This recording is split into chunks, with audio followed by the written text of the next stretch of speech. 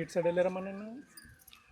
కాకినాడ నుంచి అలా లోనికి వెళ్ళామని. కాకినాడ నుంచి ద్రాక్షారామం నుంచి కపిలేశ్వరం అలా రావులపాలెం ఏరియా మొత్తం వెతికామని, కానీ ఎక్కడ దొరకలేదు. అంటే మీకు మీరుగా ఎత్తుకారా, ఎవరన్నా చెప్పారా? నాకు ఒక గురువు గారు చెప్పారు. ఆయన చెప్పడం బట్టి ఒకవేళ ఎక్కడైనా కనిపిస్తుందన్న ఆశతో వెళ్ళి ప్రయత్నించాం. ఏమని చెప్పారమ్మా, ఏమని చెప్పారు? అటు సైడ్ ఏరియాలో ఉంది, వెళ్ళి వెతకండి, ప్రయత్నం చేయండి అని చెప్పారు. అంటే పర్టికులర్గా ఒక ఊరి పేరు అని చెప్పారు? పర్టికులర్గా ఊరి పేరు చెప్పలేదు. ఎన్ని రోజులు అవుతుందమ్మా వాళ్ళకి? 50 రోజులు దాటిపోయిందండి. 50 రోజులు దాటి. ఎలా ఉందమ్మా ఈ 50 రోజులు పాపలేని మీ ప్రయాణం ఎలా అనిపిస్తుంది? ఎలా ఉందని చెప్తాను, నేను చెప్పినా సరే అది అర్థం కాదు. అది బాధ అనేది, అది ఎలా ఫేస్ చేస్తున్నాం అనేది అది మాకు మాత్రమే తెలుసు. ఇలాగ మొత్తం ఎన్ని ఊర్లు వెళ్ళారమ్మా? అంటే మీరు ఇప్పుడు వెళ్ళారు, ఎవరో చెప్పారన్నారు కదా, ఇలా ఎన్ని ఊర్లు వెళ్ళి ఉంటారు మొత్తం? గురువు గారు గురువు గారు ఒక 10 మంది వరకు చెప్పిన వరకు వెళ్ళామండి. అందరూ ఎవరు చెప్పినా ఫాలో అవుతున్నాం.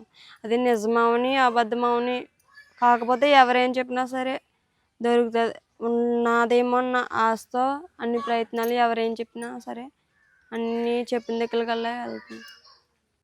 మీకు ఆశ ఇంకా ఉందమ్మా? ఉందని పాప ఎక్కడైనా సరే క్షేమంగా ఉంది. కాకపోతే ఈ రోజు కాకపోతే రేపైనా మాకు వస్తుందన్న ఒక ఆశతో ఉన్నామండి ఇప్పటికీ కూడా. నిన్న మొత్తం ఫ్యామిలీ అంతా వెళ్ళారా? ఫ్యామిలీ మీరు వెళ్ళారా? మేము వెళ్ళి మా చిన్నమ్మని తీసుకొని కూడా అంటే ఎవరికంటికైనా ఏదైనా కనిపించవచ్చు, లేదంటే ఎవరికైనా ఏమన్నా చెప్పవచ్చు అన్న ఆశతో ఇంకా మేము కూడా వెళ్ళాము.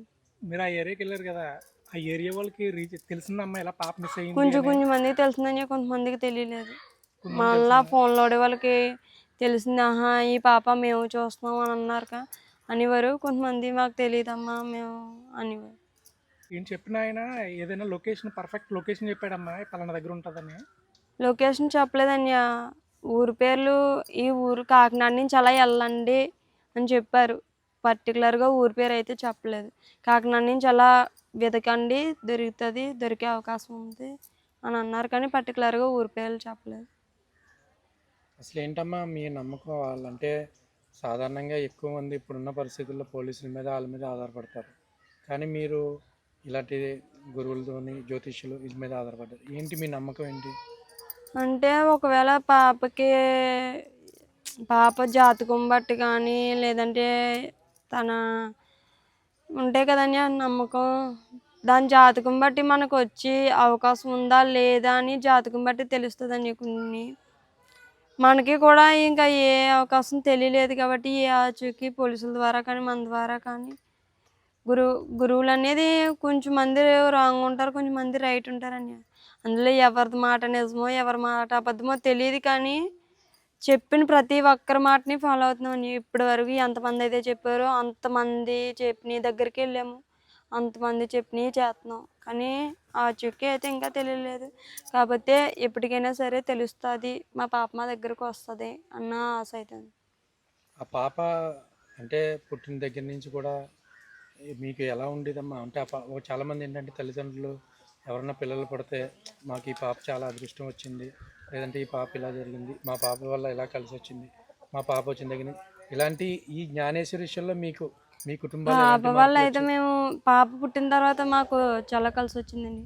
అమౌంట్ పరంగా కానీ మా ఫ్యామిలీ పరంగా కానీ బాగానే ఉందండి. పాప వల్ల అయితే ఏ ప్రాబ్లం లేదు. తన తర్వాత ఆ కార్ ఏదైతే ఉందో తను పుట్టిన తర్వాతే తీసుకున్నాం, పుట్టిన 2 monthsలో తీసుకున్నాం.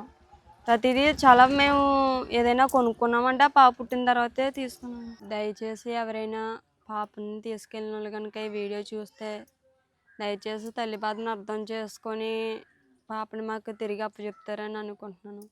ఇదివరకు చాలా వీడియోల్లో కూడా మీకు ఏ ప్రాబ్లం రాకుండా చూసుకుంటాం, ఆచూకీ చెప్పినా చాలు, లేదంటే పలానా దిక్కున ఉంది అని ఏ కామెంట్ రూపంలో కానీ మాకు ఫోన్ చేసి చెప్పడంలో కానీ, లేదంటే ఒకరి ద్వారా తెలియజేయడం కానీ అలా చేసినా సరే ఎవరికి ఏ ప్రాబ్లం రానివ్వనని చెప్పాను.